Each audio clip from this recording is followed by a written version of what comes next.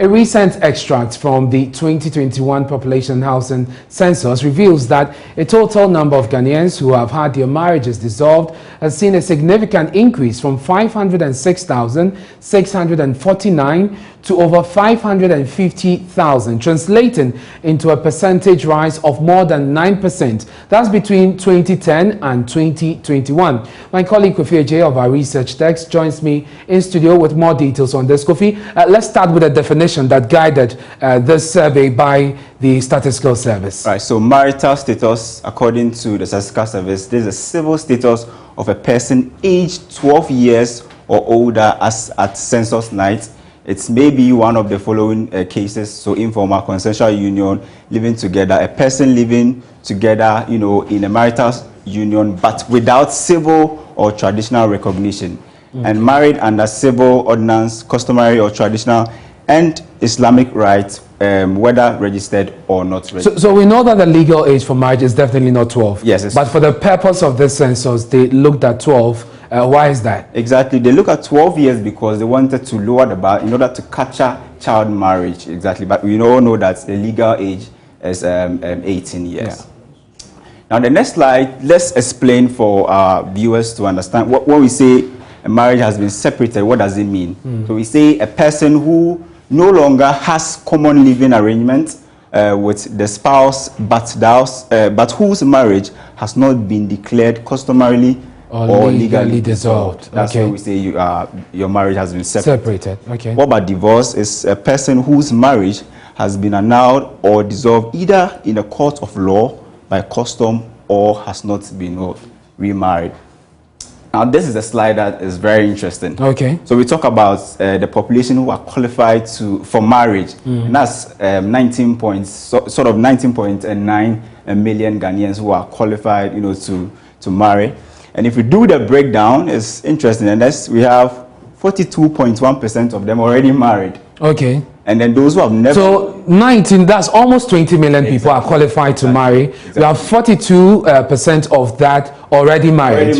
Okay. And then we have 39.6% of them who have never married. Yeah, exactly. Okay. So that's a big market for single people like you, Kofi, who are not married. And yourself. Okay. So 39.6%. Exactly. Okay. So now let's look at the topic of the day, which is divorce. That is, about 2.8% of the almost 20 million have been divorced, and then separated 2%, widowed 5.3%.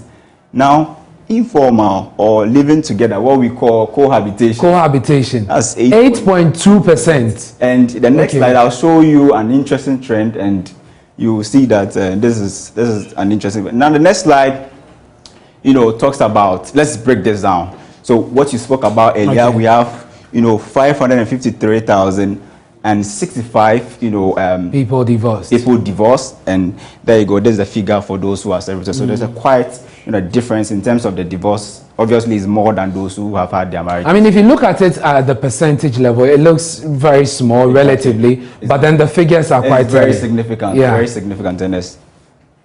So the next slide also breaks down, this time around we are looking at only divorce. We are doing the gender mix. Okay. How many males, how many females do we have? And if you just take a quick glance, you realize that majority are females. So majority of persons who were, during census nights who said captured as divorced. Yeah, exactly. Majority of them were females, which is 362,233 Ghanaians, and then for males, 190,000. Yeah.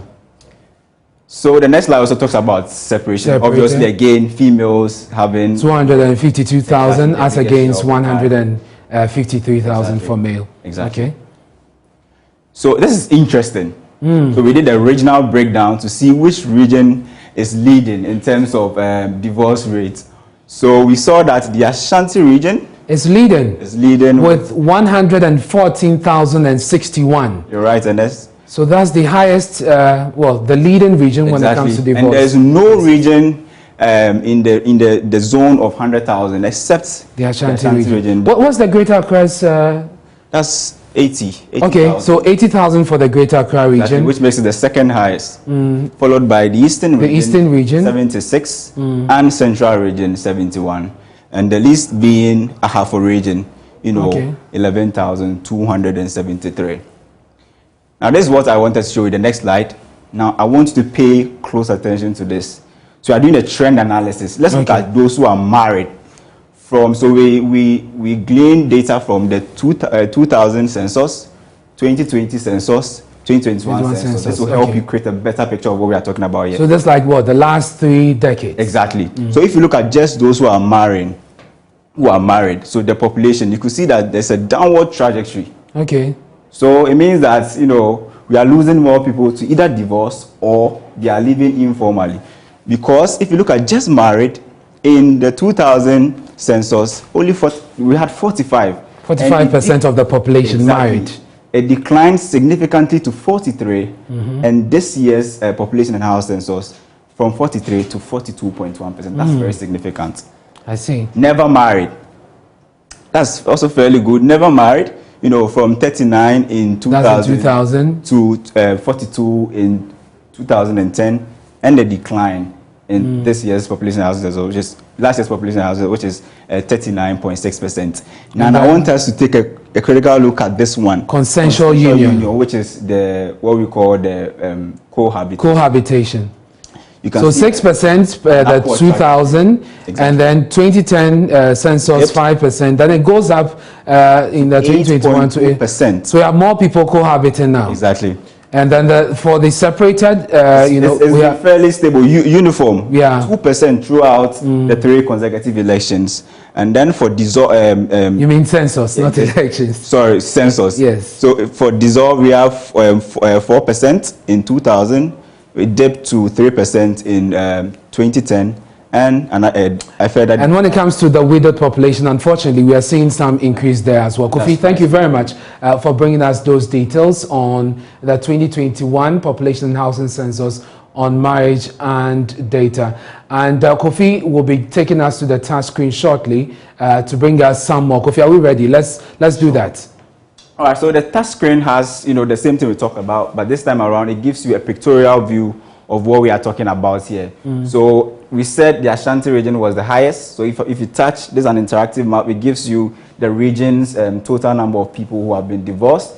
And it followed by the Greater Accra region, which is 80,741. So it's just what we discussed here with the regional breakdown. So if you look at the the situation is better up north as compared to down south. That's from the middle belt. I wanted to create that. If you look at those who have been divorced, the picture is better up north than, you know, we have in the south. Kofi, thank you so much for breaking this down for us. Let's go to the phone lines now. Let's speak to Professor Ayaga Bawa, the Acting Director, Regional Institute for Population Studies at the University of Ghana. Thank you very much, sir, for joining us on Joy News Prime.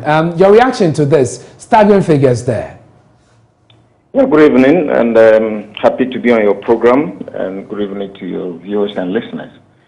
Yeah, the figures look interesting. If you look on the face of it, the numbers that you are talking about, almost 500,000 or a little over 500,000 people divorced. So if you look at it from that perspective, they look quite staggering. But that can be very deceptive. It's important that when you are looking at these figures, you look at them from the perspective of proportions or the rate. Okay. So, and let me explain. If you take a historical view, and I listened to you, I heard you talk about the numbers from 2000.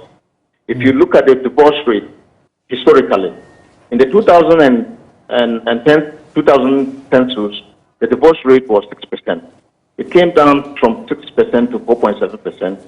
And in the current census, 2021, it came down further down to 2.8%. So in terms of absolute figures, you will see that the numbers are high, but that is to be expected. It's to be expected because the population has been increased. If you look at the distribution, and I hear you say that you find that the northern parts of the country are doing much better than the southern part of the country. Again, that, on the surface of it, is quite deceptive. If you look at the trend, they are consistent with what would expect. Would expect that as population increases, the numbers would increase. And so if you look at the distribution, the regional distribution, you see that the Greater Accra region and Ashanti region have the largest share of the population. Yeah. And so unsurprisingly, you will see that the numbers, the absolute numbers in those regions will be much higher than regions that have much lower figures. So, Again, this is also consistent with what we see about transitioning society. As societies progress from rural agrarian settings to more urbanized settings, you will begin to see these kinds of population dynamics, where you would have many more people either staying out of marriage, partly because of entering the marriage institution much later because of education. So you will see that as more and more people are getting into educational institution and staying longer in education, they would marry late.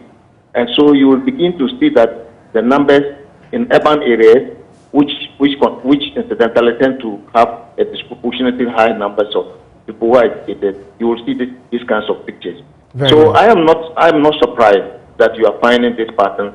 You find the situation in the more urbanized areas a bit more, higher than what you find in the northern parts of the country. Well, Prof, what does this mean for the socio-economic development of the country? Well, if indeed the rates were increasing, we would have to worry, because what you know that the marriage institution harbors relationships. Children are born into marriages, and so if couples are divorcing, then it means that either one parent or the other would have to keep custody of those children. And you would agree with me that the moment you have broken homes, then those children tend to have suffer some of the psychological effects of the divorces. Sometimes there may be economic implications, because then children are starved of some of the resources that they would have ordinarily had if they were in an intact marriage, because of custody issues. And so these numbers, indeed, if you had higher rates of divorce, then we should be worried, because it also has implications for family dynamics. One of the things that as society get into more industrialized, urbanized settings, you begin to see some of this, partly because of high levels of education, the right issues of people getting to assert themselves, and now being able to assert their rights, and so you begin to see some of this, and the potential for they have negative implications for development. Prof, I'm grateful for your time. That's Professor Yaga Bawa. He is the Acting Director of the Regional Institute for Population Studies at the University of Ghana.